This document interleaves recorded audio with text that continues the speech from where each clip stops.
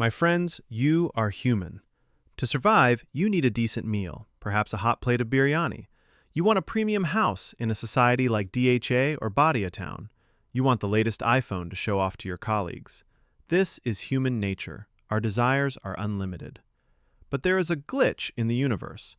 There aren't enough resources for everyone to have everything. In economics, this is called scarcity. Because of scarcity, we must make choices. 1. Opportunity cost, the price of a choice. Meet Zain. He is a 21-year-old student in Lahore. Tonight, he has 3 hours.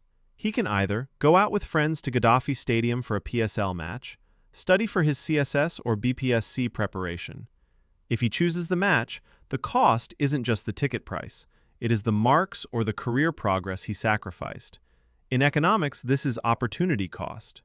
The real price of anything is what you gave up to get it. 2. Trade and comparative advantage. How does our society function?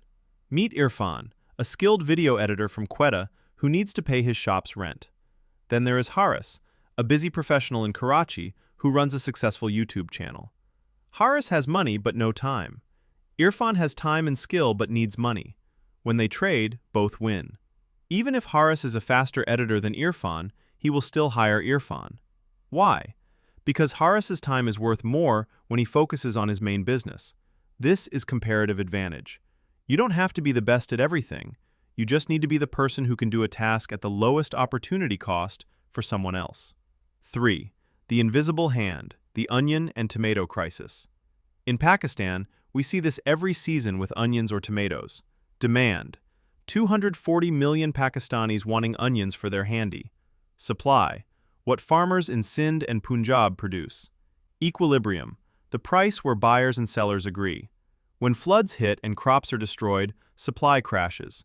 Demand stays the same, so prices skyrocket from 50 rupees per kilogram to 250 rupees per kilogram. This high price is a signal. It tells farmers that onions are profitable. Next season, everyone plants onions, supply overflows, and the price drops back down. This automatic balancing is what Adam Smith called the invisible hand. 4. Money and the banking illusion. Money is not just paper, it is trust. If the State Bank of Pakistan, SBP, declares a certain note is no longer legal tender, like the older large-size notes, that paper becomes useless. Banks operate on fractional reserve banking. When you deposit 100,000 rupees, the bank doesn't keep it in a locker. They lend most of it out to others for cars or businesses. They keep only a small fraction.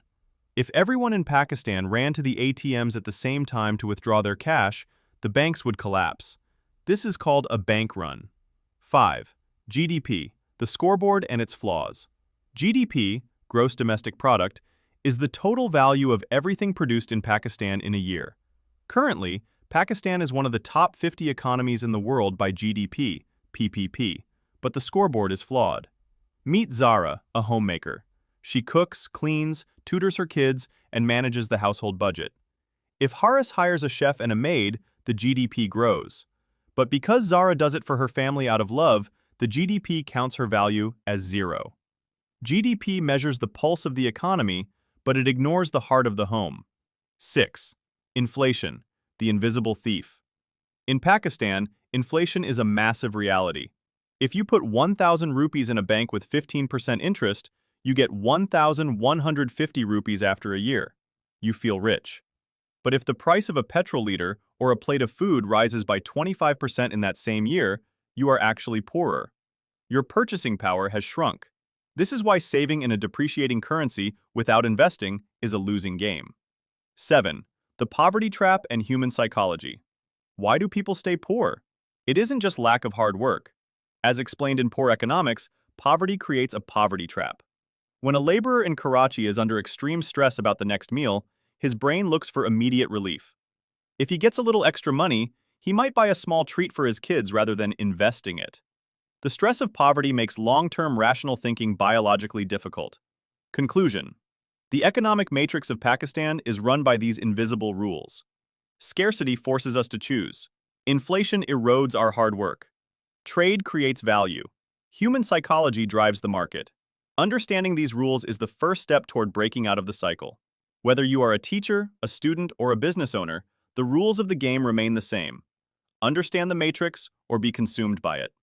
How do you think these economic shifts are currently affecting small businesses in your local area?